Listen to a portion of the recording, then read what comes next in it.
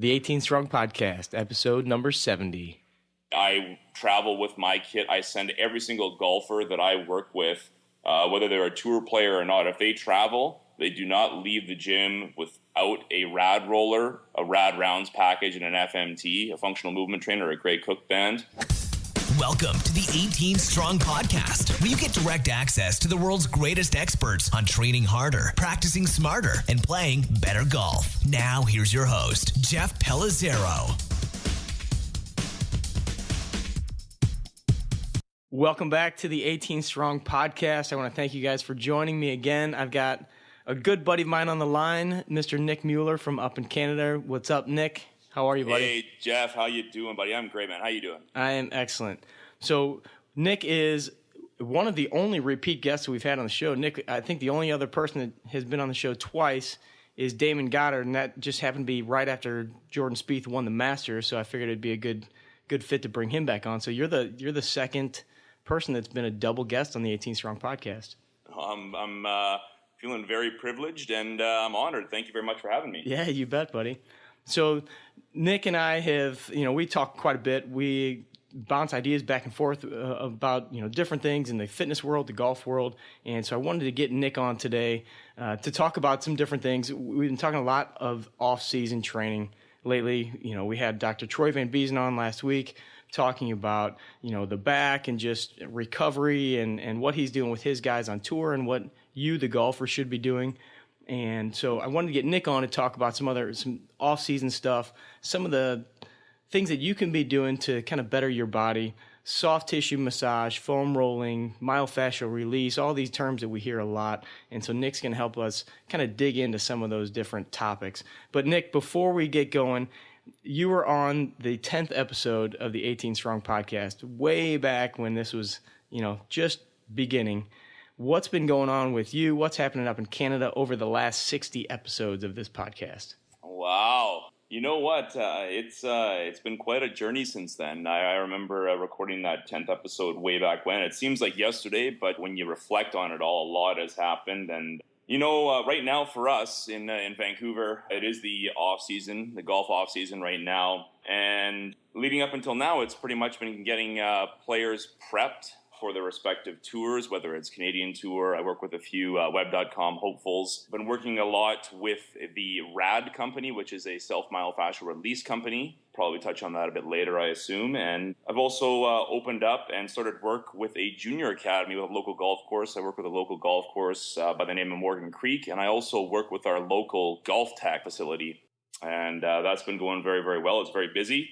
We've been exploring new service offerings in that department, and it's been very fulfilling thus far. So give us a little idea of what your junior golf program looks like. Well, we separated into 10-week periods for a total of 30 weeks. We don't offer any swing coaching in our program. We offer strictly the strength and conditioning portion, as well as a sports psychology portion. We've got a guy on staff here that is really passionate about mental side of things and the emotional side of things in the golf course. So he's more of a player himself, and he works with the kids in respect to that. I'm more on the strength and conditioning side of things. I love working with the body, helping players become more functional, more mechanically efficient, more powerful, and squeezing the most out of that athlete as much as possible in terms of performance. So we separate the program into 3 10-week periods. Our second week period is actually coming up here in January, starting January 12th. And the reason why we do that is because we give kids the opportunity to join the program at 3 separate portions throughout the year. Ideally, obviously, we want to be able to work with the kids for a full macro cycle or for a full calendar year. But the reality is word of mouth travels, and a lot of kids will bring their friends along, and we give windows of opportunity for these kids to work in with their friends and try out sessions for free as well. And really see what golf fitness is all about and what our program is about. And that's pretty much it. Yeah.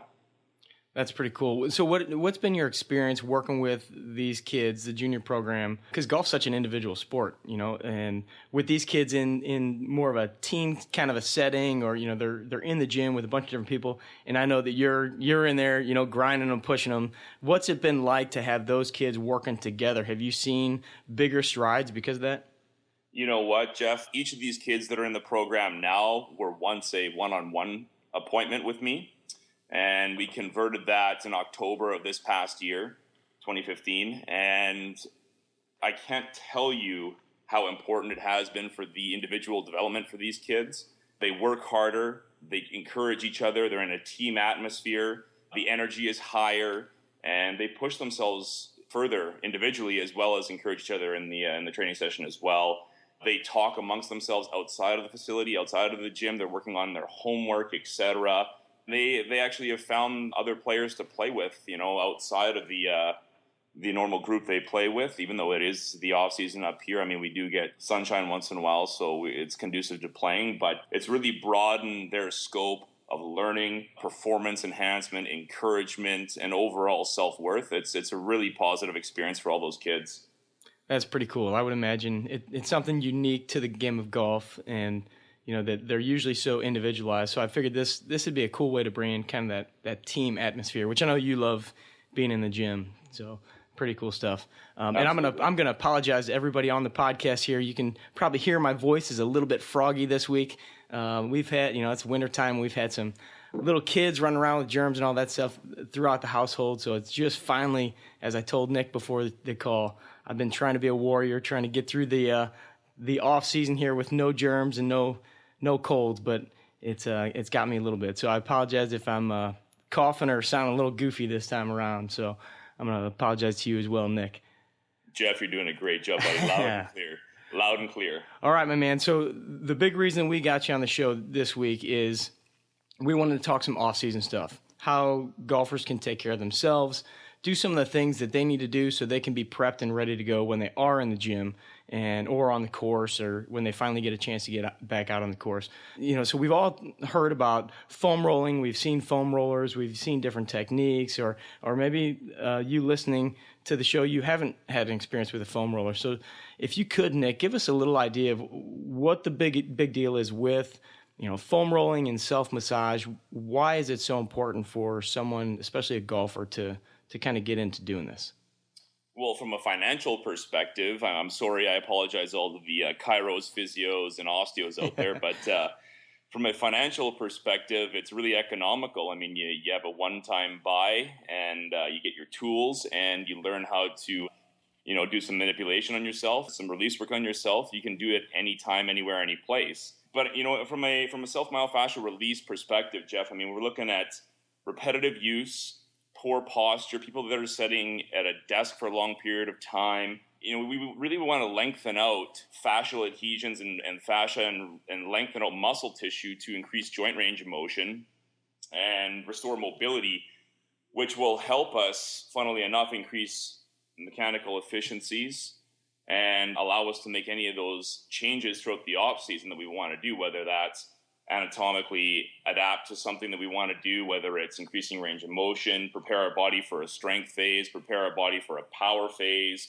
whatever that may be. So from a financial perspective, it's extremely economical. I'm sorry to my chiropractor that I'm advertising that, but you can do that. You can do this stuff anywhere you want. You can take your tools with you, whether it's a foam roller, a release ball of any kind, a release stick of any kind. You want to prepare your body for work that is going to be efficient and for anything that you want to do from a principle standpoint, whether it's strength, power, endurance, etc. Reduce the risk of injury, increase overall efficiency. So we talk about the term fascia and fascial release, and people have, obviously had experiences with plantar fasciitis. What can you just kind of give us a general overview of what is the fascia, what does it do, and then how does using some sort of a foam roller or some sort of a utensil, how does that help with whatever problem we're having? Yeah, well, I mean, in layman's terms, fascia is just a connective tissue that surrounds most of the structures in our body, in particular our muscle spindles. And whether it's a surgery, some sort of trauma, inactivity, an overuse injury, what have you, this fascia becomes tighter and tighter and tighter. And when that fascia gets tight, we can sometimes get postural imbalances, mechanical inefficiencies, which can lead to pain and or down the road, injury, unfortunately, or overuse injury. So when we apply pressure, when it's either a rolling tool of some kind or a stick or a ball of some kind, what we're trying to do here is we're trying to regain mobility in that fascial tissue and allow for extensibility of that tissue to restore joint range of motion and overall mechanical efficiency. Yeah, when I think of fascia, and I guess the best way that I have figured out how to describe this to a client or a patient is, like when you get a cut of meat at the store and, you're cutting it apart or you're pulling it apart and you see that like shiny, filmy kind of a substance, that's kind of the fascia, right? And that's absolutely what we're trying to mold and maneuver, and we've all got that piece where it's just like, it's just like gristle, and it's hard to pull apart. It's hard to chew or cut with a knife. Even with a sharp knife, hard to cut through some of that stuff. Yeah. And if you picture that in your body and that in a muscle, say your quads, your hamstrings that you're trying to just stretch, you can see now how it's kind of hard to get that tissue extensibility that you're talking about, or get that stretch that you want, because you've got that bogged down. So what do we need to do with these tools in order to start breaking that up a little bit? Well, in terms of fundamentals for self-myofascial release, I have a couple of rules of thumb. They're not my own, but just things that I've discovered just with practice and time in the field. And, you want to avoid any bony landmarks when you're rolling or using a ball of any kind or a magic stick or anything like that. We're not looking to manipulate bone or any structural entities. What we want to do is we want to go north-south on the tissues as much as we want to go east and west. So if we're rolling the quads, for example, we're going from the knee to the hip back and forth, but we also want to go side to side. It's almost like tenderizing a pork chop. Now it can be a bit of a bad analogy, but we're creating pressure. We're flushing towards the heart. We're going north, south, east, and west to try and run along that muscle tissue as best as we can. You're not trying to go at Mach 1 here. Faster is not better. Some studies say, average of 30 to 35 strokes per area. Other studies say upwards of 60 to 100. So there's a lot of research out there on this. Not anything is, 100% correct. Try it on yourself. Try it on your clients. Educate your clients and see what works best for them, because we're all individuals and we respond differently to different treatments and different tools. I think that's a good point, because typically we see the rolling up and down, side of the leg, just from the knee up to the hip, or on the quads from the knee up to the hip. And you don't so much see people going side to side. And with a roller, I guess it can be a little bit difficult, but there are other tools that can be used to go a little more side to side, or as you said, east to west, which is a good description. When I was learning techniques for hands-on stuff, and obviously hands-on techniques are still going to be the best, most effective when you have somebody that knows what they're doing. But when we initially learned some of those techniques, we were always taught to initially go side to side to kind of broaden out those muscle fibers. So I think that's a great point that you made, to definitely go east to west whenever you're hitting a certain spot, and not just up and down. What are some other, aside from the roller, what are some other tools that you find or that you've been able to use? I love a series of different size balls, whether it's a lacrosse ball or a golf ball for those that are fairly seasoned individuals with self-myofascial release. It can be pretty painful for somebody who's not used to it, especially as somebody who isn't used to pain in general. So, it's going to be uncomfortable, but it's not meant to be excruciatingly painful. So lacrosse balls are great. Tennis balls are great. There are so many different trigger point balls out there that perform better, promotes and sells. You can't really go wrong. I really like those, the Rad Rounds balls. They're fantastic because they come in different viscosities, different tensions, and some are softer than others. And they're great for the hip joint, the shoulder joint, the base of the skull, in between the scaps and the spine. And they can get into little areas that a foam roller can't, or a magic stick can't.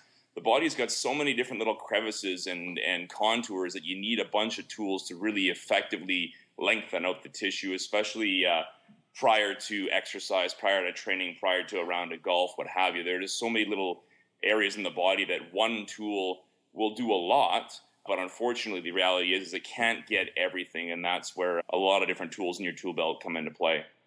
Yeah, sometimes when you introduce those, like the different balls and things like that, it can be shocking how uncomfortable it is. And I had a client that used to call it waterboarding, in fact, because it was so uncomfortable when he first started, even just with the foam roller. So if you do jump into trying some of these different techniques, I will warn you, and I'm sure, and I know Nick would warn you as well, be ready for some discomfort. But the more that you do that, the more comfortable it should become. And in fact, when you do experience a lot of discomfort, to me, Nick, that means that that's an area that needs it most. Would you agree with that? Absolutely. I mean, there's certain what we call quote unquote trigger points in the body. You know, a common phrase is like, oh, I've got a knot or a kink in my neck or a kink in my back or my quad or my hamstring or what have you. And that's just a massive fascial buildup there. The fascia isn't gliding back and forth like you talked about before about, you know, the north-south gliding of muscle spindles and tissue going back and forth. If there's no glide, that's where you get those knots and those adhesions. And those spots on the body are particularly sensitive. I would highly recommend easing into those areas that are very, very sensitive because in my experiences, if you jump right on those tight trigger points there, it's going to be a one and done effect. You're going to jump on that and it's going to be extremely painful and you're not really going to want to go back there. So it's a gradual process. Don't use the hardest ball you can find. Grab something that is somewhat comfortable and eventually work your way up. So where would you have somebody start if they are a complete newbie, no experience with a foam roller or lacrosse ball? Where would you have them go? I would start with a foam roller or some sort of rolling tool because there's more surface area covered there. It's not as invasive, whereas you get into some of the balls, that's more of a seasoned individual and or somebody who's has a bit of a high pain threshold and or has experienced pain. If we're dealing with somebody who's never had pain before or doesn't really understand that pain isn't necessarily a bad thing all the time, sometimes we have to work through a couple of things here and there to get a desired effect. I would start them with the foam roller because I want them to be able to know that this is a positive thing for their body. We're actually doing some good. We're not doing harm to the body. I want them to go ahead and do this on their own and know how to fix themselves when I'm not there instructing them or somebody else like their chiro or their physiotherapist or their osteopath or whoever is instructing them on how to release a certain area. So I would start with a foam roller, something with a large surface area there so it distributes the body weight across whatever the obstacle is or whatever the tool is. As soon as you get into the balls or any other, those devices often people make where they tape two lacrosse balls together or two hockey balls together, whatever it may be, those are a lot more invasive because they're a smaller surface area. So the pressure is going to be pinpointed to one area in particular instead of distributed across a broad area there. So start with the foam roller. If you're adventurous, go to a very soft ball. Try a tennis ball, street hockey ball. Move up into a lacrosse ball, and if you're extremely adventurous and brave and or have a really high pain tolerance, the golf ball, Titleist Pro V1 is always a great release tool there. Yeah, I remember handing some people a golf ball, and they just looked at me like I was a sick individual. And, yeah. They handed it right back. Now, what part of the body generally needs foam rolling the most? Where do you kind of start with people there?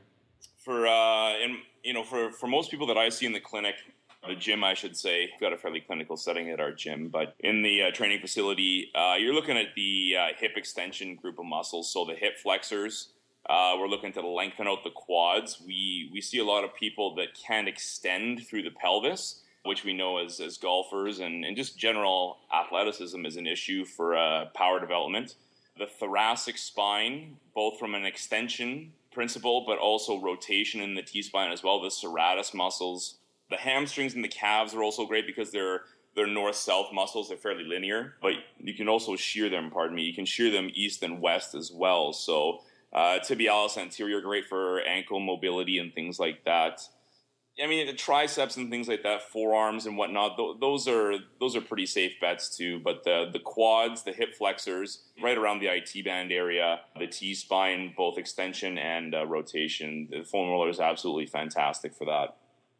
Yeah, I would totally agree. And kind of the principle that I use, and I know, I think we both learned this from our buddy Lance Gill, the term search and destroy, where you're kind of rolling up and down, at a nice smooth pace, like you mentioned. And if you hit a spot that is uncomfortable, you just kind of search for that and kind of work it out and try to destroy that spot until it becomes a little bit more comfortable or less tender, I guess you would say. Absolutely. Yeah, I know. And it's more effective when you play Metallica, Seek and Destroy. It's really effective. It's, it's that mind-body connection is what that is, Nick. Exactly. Yeah, you're pretty motivated when that comes on.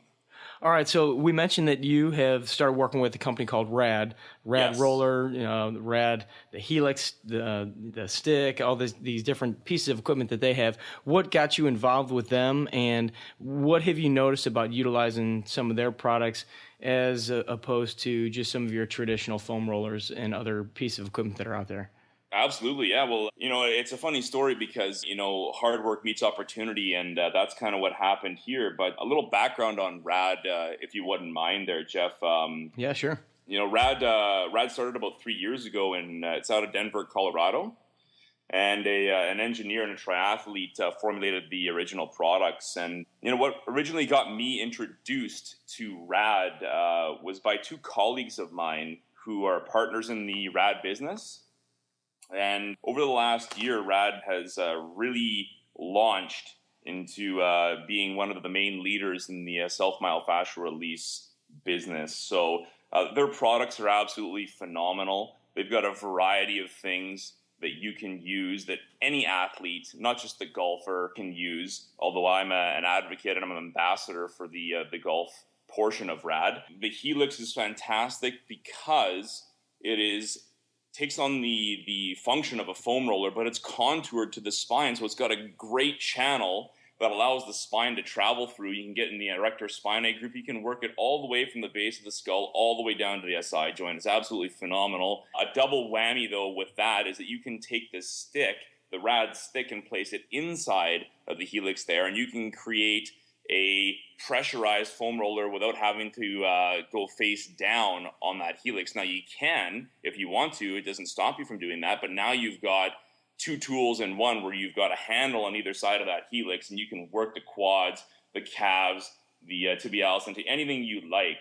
A great tool that they also have there are the rounds and the actual Rad roller. The Rad roller is the concept of two lacrosse balls being taped together. They come in different densities. So they've got 3 different densities where one is fairly soft for the person who has quite a bit of tightness and or pain or sensitivity. They've got a medium density, and they've also got a rock hard density for somebody who would be a veteran and or, they're used to using these products, and they understand what they're supposed to do, and they know how their body moves and what densities they need to release certain parts of their body. So the Rad rounds are fantastic. They're 2 different size balls. One's about the size of a lacrosse ball, a little bit smaller than a lacrosse ball. And then there's also one that's the size of a golf ball. And it's great for working on, you mentioned plantar fasciitis, foot mobility, getting the tarsals all loosened up, ankle mobility. The larger ball is absolutely phenomenal for working on tissue extensibility in the lower leg, the hip, the C-spine, the cervical spine. And last but not least, I can't forget the block itself. Not only is it a storage piece of equipment for Rad, but it is also a platform to be able to do pec work on, release the pecs on there, the lats, working on the neck itself. It's a great support for the neck. There's endless amounts of things you can do with their products. I travel with my kit. I send every single golfer that I work with, whether they're a tour player or not, if they travel, they do not leave the gym without a Rad roller, a Rad rounds package, and an FMT, a functional movement trainer, or a Grey Cook band. It's a great way to restore mobility, extend tissue, but then you couple that with the FMT, and you're working on neuromuscular activation and stability as well. So it's a great combination. Highly recommended to anybody, regardless of what sport you play. Yeah, I was actually doing a little foam rolling. I don't know if it was today or yesterday, and just on a traditional foam roller, and was rolling the thoracic spine. But it is very uncomfortable on the spinous process, or basically the bone sticking out of your back when you're just rolling on the back. And I was like, man, this is where that Helix would come into play with that little dip there, because that'd be a lot easier on the spine. And then there was another technique that I was doing. And I haven't tried any of the Rad roller products. Oh, it was, I've been using the lacrosse balls taped together for a long time, or even just taking 2 lacrosse balls or 2 tennis balls and jam them in the end of a sock and tying the sock off just to kind of keep them together. And it just kind of boggles my mind that nobody had come up with that design and patented that until I saw the rad design to do it.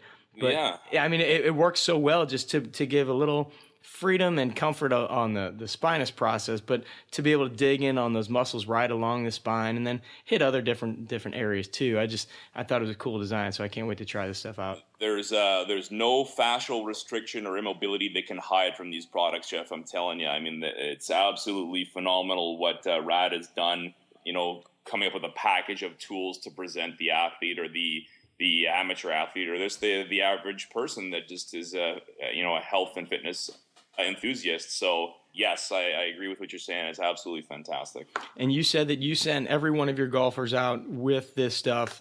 So that's no matter whether they're juniors, senior golfers. Basically, I think a lot of us, we think of the foam rolling and we think of tight muscles. We think of that as the aging golfer, guys like you and I and older that are, kind of past our prime. No offense, Nick. But it's okay. The truth. We've had our heyday in our sports, and now we're starting to feel the bumps and the bruises. And I think a lot of us think of foam rolling and working on that stuff as something for the older golfers to do. But you're saying that you use this just as much for your younger guys. Absolutely. I love the myofascial release techniques because you can lengthen tissue and use these products regardless of what they are in the gym. When they're away playing tournaments or whatever it may be, if they're on vacation, they've got homework to do. We got to keep up on this stuff and make sure that the body is prepped and we're not deconditioning in any way. We're staying on top of our progress. But we can lengthen tissue and still maintain our force production. There's quite a few studies on that where self-myofascial release, regardless of the products you use, you can lengthen tissue, you can increase joint mobility, but not sacrifice force production, which we know for athletes that are explosive in nature. If we decrease force production, we are not competing at a high level anymore. So we do not want to sacrifice performance by any other techniques. Self-myofascial release is pretty proven to be able to allow that to still happen. Yeah, because we've seen that, your traditional stretching, long static stretching prior to a round of golf or, any kind of an explosive event, actually kind of decreases your ability to use that explosive power. But you're saying that when you use these myofascial techniques, you don't reduce any of that. You maintain that explosive power, but basically kind of just get more primed and ready to go. Exactly. Yeah, there are numerous studies supporting that evidence, and in my experiences personally, professionally with my clients, and reports back that I've had from tour players that I've worked with, they've said that they've never felt so explosive swinging the club. So it's a great reinforcer to hear that, and not only just to read that in studies, but also experience that firsthand with the people you're working with. So do you have your guys doing this like right before a round of golf? Do you have them do it afterwards? And then as far as like workouts, are they same thing? When do you have them do it? I have them doing both, Jeff. We'll talk about the workouts right now. Their routine is they come in depending on how restricted they may feel. It's entirely up to them. They're grown men and women, and they understand what their body needs. But they'll come in prior to their time to train, and they'll work on whatever it is their body needs to work on. They also know that they need to have some sort of stability component after they've done some myofascial release, some active range of motion, and then stabilize so that their body is neuromuscularly prepped for the workout. We take that same series of events or that sequence, and we create a program for them while they're away as well. So they do the exact same thing when they're away in their hotel room or wherever they may be, if they're billeting or whatever it is, or on vacation. They will do some sort of myofascial release, particular to them as the individual. They will do something to do with a dynamic range of motion activity, wherever they may feel tight, wherever they've done some sort of myofascial release. They will do a stability component, and then they'll replicate the sporting action, whatever it may be, and then out onto the course or onto the track or onto the court or whatever it may be, they do. And then in terms of recovery and assisting with the recovery, there's also plenty of studies that suggest and support that self-myofascial release does help with recovery. It helps with recirculating blood, flushing out the lymphatic system, and keeping those fascial lines gliding in between muscle fibers.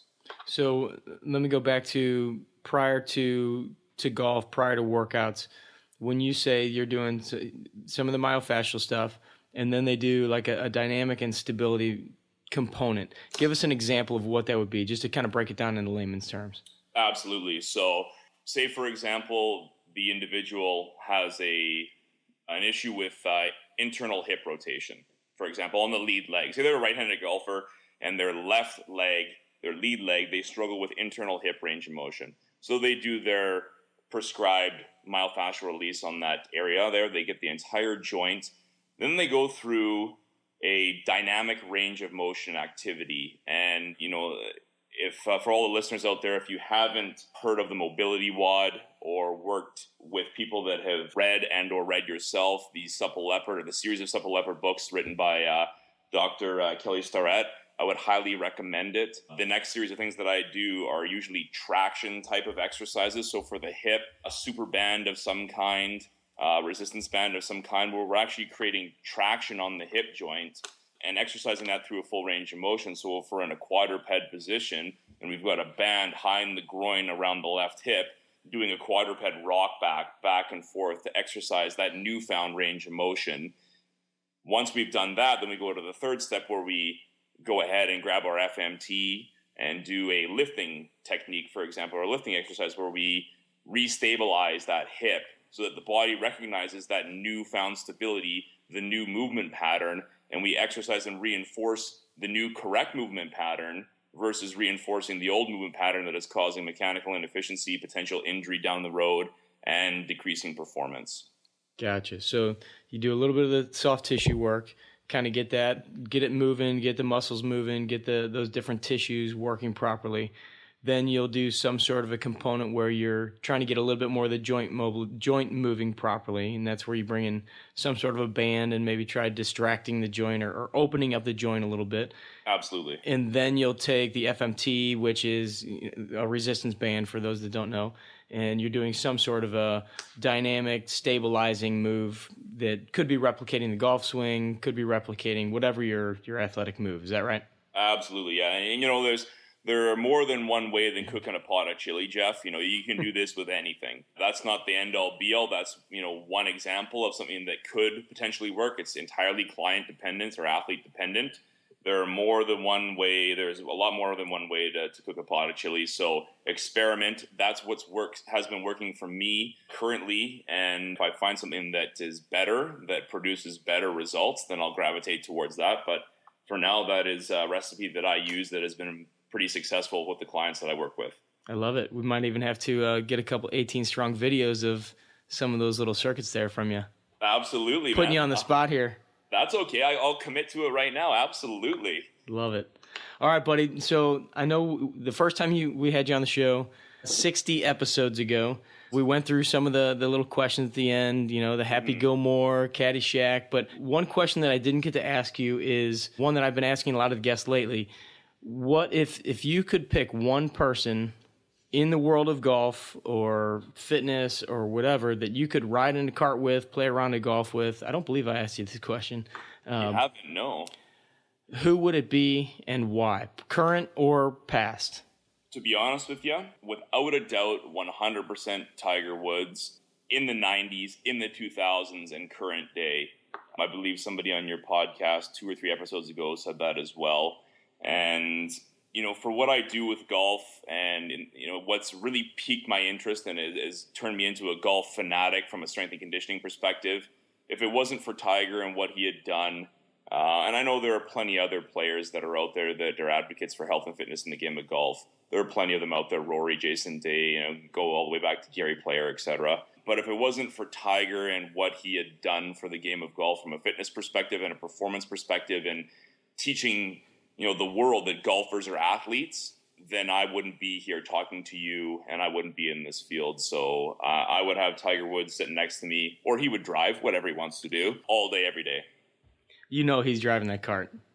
We might have to maybe play for it. I don't know. I think you might be able to take him. Current day Tiger Woods. Well, we'll see. I mean, he's still got a little bit more ability than I do. All right, my man. And what has you excited about 2016 coming up with Innovative Fitness and everything you've got going on with Coach Mueller?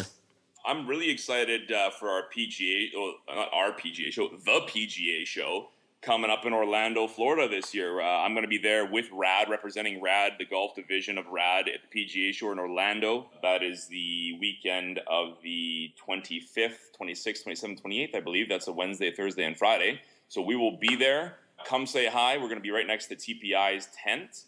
In the main stage there. RAD has got me very excited to explore new opportunities. 18 Strong has got me very excited to work on producing those videos for you and getting some tidbits out there.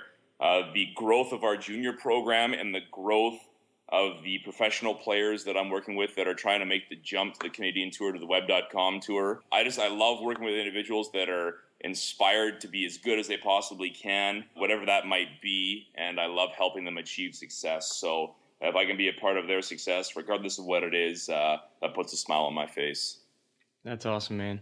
Well, I appreciate everything you're doing for 18 Strong, being a multiple time guest on the podcast. And I know that we're going to get some of those videos out and then just appreciate you and your friendship and being able to bounce ideas back and forth and always, chatting and talking business and stuff like that. So keep up the great work. You're doing incredible stuff. Your players are doing great, and I know there's a lot of big things to come from you and Innovative Fitness in the future. So thanks again, buddy. Jeff, thank you so much for having me on for the second time. I really appreciate it. I appreciate everything that 18 Strong has done for me, Innovative Fitness, and the podcast has done for all of the professionals out there. You've been doing an absolute phenomenal job at promoting all things golf, and if it wasn't for the 18 Strong podcast, there wouldn't be as much knowledge out there as there is today. So thank you for all that you do, and thank you very much for having me on. You bet, buddy. Anytime. One more question, Jeff. You forgot to ask me a question. What's that? Caddyshack or Happy Gilmore, buddy? Dude, I thought you already answered that one last time. Did you? Caddyshack or Happy Gilmore? Tell me. Well, I have to say, I grew up with Happy Gilmore. I'm a lover of Caddyshack, but I'm going to go for the underdog here, and I'm going to say Bagger Vance. Oh, I'm going to cut that out of the episode. Come on. You don't like Bagger Vance? No, I do like that, but that is not in the same category as Happy Gilmore or Caddyshack. Okay, touche. All right, my man. All right, and if much. You bet, buddy. And if you guys want any more information on Nick, Innovative Fitness, by all means, go to the show notes page, 18strong.com. Just search for Nick. You'll be able to find his episode, both episode number 10, which I'll link to, as well as episode number 70. We'll have all his information on how to get in touch with him on social media. So if you have any questions, I'm sure Nick would be totally open to answering some questions about any of the rad roller stuff, the myofascial release, foam rolling, all that good stuff. So thank you again for joining us on the 18 Strong podcast. Train hard, practice smart, play better golf. Thanks for listening to the 18 Strong podcast at www.18strong.com. And remember, train hard, practice smart, and play better golf.